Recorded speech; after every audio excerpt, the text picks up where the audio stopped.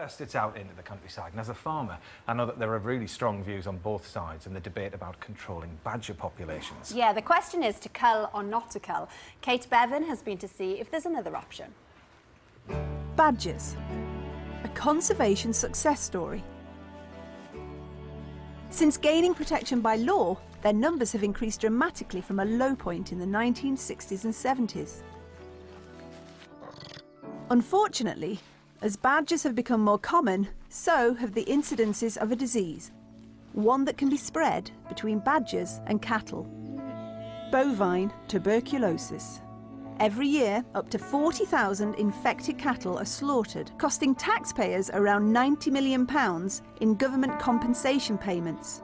This problem is highly controversial and has pitted those who love badgers against farmers who want to protect their livestock. For farmers like myself, the conflict between badgers and cattle is not just financial, it's emotional too. If our animals have to be slaughtered following a positive TB test, then the loss to the business can be astronomical. In an attempt to control this disease, the government has recently announced plans to cull badgers in TB hotspots across England. But the Wildlife Trust in Gloucestershire believes that there is an alternative to culling, one that will protect both the badgers and the livestock on their reserves. So Gordon, this is your beautiful wildlife reserve here, and you've got cattle grazing on it. What's the reason for that? Well, we need cattle if we're going to maintain the richness of the site. It's very rich in wildflowers, it's rich in insects, and in order to maintain it as a grassland, it needs to be grazed, and cattle are the best animals to do that for us. Are badgers then a bit of a problem for you? Well, this is an area where there is a very high population of badgers. There probably is a highest population probably anywhere in England, in Gloucestershire. So it must be a difficult position for you because you want to preserve the wildlife and yet you want to protect your cattle. Absolutely. We've had bovine TB in cattle on our nature reserves. Our graziers have had bovine TB. It is a problem. We're a wildlife trust. Therefore, we have a responsibility to try and contribute to finding an answer. Gloucestershire Wildlife Trust is one of the first organisations in the country to vaccinate their badgers against TB.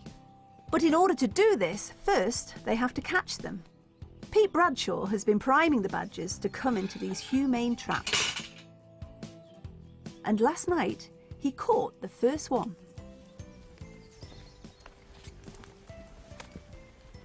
Right, darling. Whoa.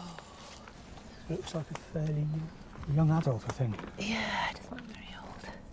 And I suppose one of the problems is that looking at the badger now, we can't actually test whether or not it's got TB before vaccination. No, that's right. You'd have to go through a fairly lengthy procedure if you wanted to actually do that. So what we will do is basically just give it the vaccine and hope it's a healthy badger. Hope it's a healthy badger, and then let him go. Yeah. There we go. That's it. Good lad. Well done. To make sure it doesn't get vaccinated if caught again, Pete marks the badger before releasing it. I'll just open up the door here. There you go, mate. And hopefully it will come on. I'm not going anywhere, he said. Whoop. That's it. There you go. There you go. Good boy, which way are you going to go? Oh, there he goes.